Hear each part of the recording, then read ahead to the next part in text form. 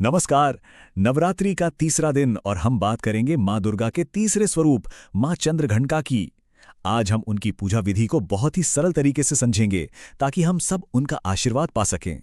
और ये बात बिल्कुल सच है। उनके घंटे की ध्वनि, वो आवाज भक्तों के लिए एक सुरक्षा कवच की तरह है जो उन्हें हर बुरी शक्ति से बचाती है। तो चलिए इसी शक्ति को और गहराई से जानते हैं। तो सबसे पहला सवाल यहीं उठता है कि आखिर माँ चंद्रघंटा हैं कौन और नवरात्रि के तीसरे दिन यानी 21 मार्च 2026 को उनकी पूजा का इतना महत्व क्यों है। देखिए, उनका नाम ही कितना खूबसूरत है, चंद्र और घंटा। चंद्र यानी चांद जो उनके माथे पर है, और घंटा यानी घंटी। तो उनके माथे पर घंटे के आकार का एक अर्धचंद्र है और इसी से उनका नाम चंद्रघंटा पड़ा। ये नाम ना उनकी शांत सुंदरता और अंधकार को मिटाने वाली शक्ति दोनों को एक साथ दिखाता है। जरा उनके स्वरूप की कल्पना कीजिए। सोने जैसा चमकता हुआ रंग, 10 हाथ और हर हाथ में कोई न कोई अस्त्र शस्त्र, माथे पर एक तीसरी आंख और वो एक भयंकर शेर पर सवार हैं, हमेशा युद्ध के लिए तैयार मुद्रा में। मतलब एक तरफ वो शांत रक्षक हैं तो दूसरी तरफ बुराई का नाश करने वाली एक जबरदस्त योद्धा भी। अब उनकी इस शक्ति के पीछे एक बहुत ही दिलचस्प कहानी है। चलिए उस कहानी को जानते हैं। तो बात उस समय की है जब एक राक्षस था, महिषासुर।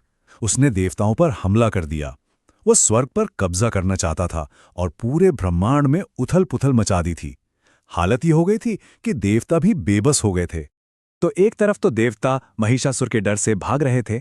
उन्होंने मदद के लिए त्रिदेव यानी ब्रह्मा, विष्णु और शिव से गुहार लगाई। और दूसरी तरफ त्रिदेव ने मिलकर अपनी सारी दिव्य ऊर्जा को एक जगह इकट्ठा किया और इसी शक्तिशाली ऊर्जा से एक नई देवी का जन्म हुआ। और फिर सभी देवताओं ने उन्हें अपने सबसे शक्तिशाली हथियार दिए। भगवान शिव ने अपना त्रिशूल दिया, विष्णु जी ने चक्र, इंद्र ने अपनी घंटा दी, सूर्यदेव ने अपनी तलवार और तेज दिया और सवारी के लिए मिला एक शक्तिशाली शेर। अब वो पूरी तरह से तैयार थीं उस राक्षस राजा का सामना करने के लिए। और फिर हुआ एक भयंकर युद्ध। मां चंद्रघंटा के घंटे की आवाज, उनके शेर की दहाड़ और उनके धनुष की टंकार ने महिषासुर का अंत कर दिया। पूरे ब्रह्मांड में फिर से शांति छा गई और बस इसी जीत के बाद से उन्हें सारी बाधाओं को दूर करने वाली रक्षक के रूप में पूजा जाता है। तो ये तो थी कहानी। अब सवाल ये है कि हम इस शक्तिशाली ऊर्जा को अपने घर में कैसे ला सकते हैं। इसके लिए सबसे जरूरी है पूजा की सही तैयारी। पूजा के लिए सही समय बहुत जरूरी होता है। तो 21 मार्च 2026 के लिए जो शुभ मुहूर्त हैं वो हैं अभिजीत मुहूर्त दोपहर 12:04 से 12:51 तक और विजय मुहूर्त दोपहर 2:29 से 3:17 तक। और हाँ, एक बात का जरूर ध्यान रखें, सुबह 9:28 से 10:58 तक राहु काल रहेगा, तो इस समय पूजा करने से बचना है। अब बात करते हैं कपड़ों और प्रसाद की। पूजा करते समय अगर हो सके तो ग्रे या सुनहरे रंग के कपड़े पहने। माँ को चढ़ाने के लिए ग्रे या भूरे रंग का कपड़ा या चुनरी ले सकते हैं। फूलों में सफ़ेद कमल या पीले गुलाब की माला बहुत शुभ मानी जाती है। और भोग के लिए केसर वाला दूध, खीर या दूध से बनी कोई भी मिठाई सबसे अच्छी रहती है। ठीक है, तो पूजा की जगह कैसे तैयार करें? बहुत आसान है। सबसे पहले एक लकड़ी की चौकी रखें, फिर उस पर एक साफ लाल कपड़ा बिछा दें। अब माँ चंद्रघंटा की मूर्ति या तस्वीर उस पर स्थापित करें। और अगर आपके पास उनकी तस्वीर नहीं है तो कोई बात नहीं, आप माँ दुर्गा की मूर्ति रखकर भी उनके चंद्रघंटा रूप का ध्यान कर सकते हैं। तो हमारी तैयारी पूरी हो गई। अब देखते हैं कि भक्ति के साथ पूजा कैसे करनी है, स्टेप बाय स्टेप। सबसे पहले स्नान करके खुद को शुद्ध कर लें। पूजा की शुरुआत नवरात्रि के लिए स्थापित कलश की पूजा से करें। इसके बाद मां की मूर्ति को केसर और केवड़ा जल से स्नान कराएं। फिर उन्हें कपड़े और फूलों की माला चढ़ाएं, धूप और दीपक जलाएं और आखिर में जो भोग आपने तैयार किया है उसे अर्पित करें। अब आता है सबसे महत्वपूर्ण हिस्सा, बीज मंत्र।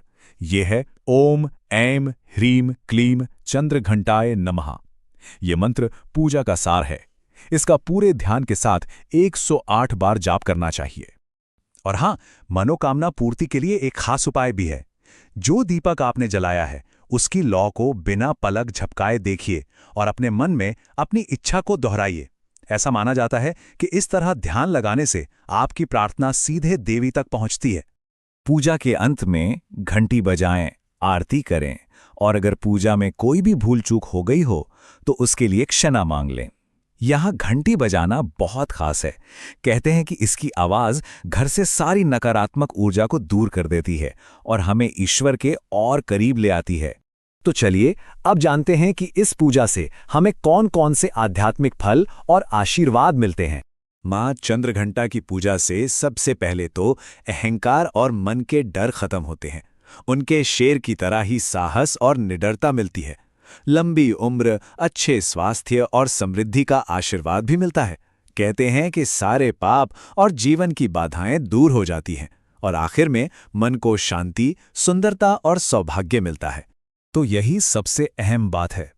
उनकी पूजा सिर्फ एक रीति रिवाज नहीं है, बल्कि ये खुद को अंदर से मजबूत बनाने का एक रास्ता है। तो अंत में बस एक सवाल, अगर हमें वो निडरता और मन की शांति मिल जाए तो हम जीवन की किन बाधाओं को पार कर सकते हैं? इस पर जरूर सोचिएगा।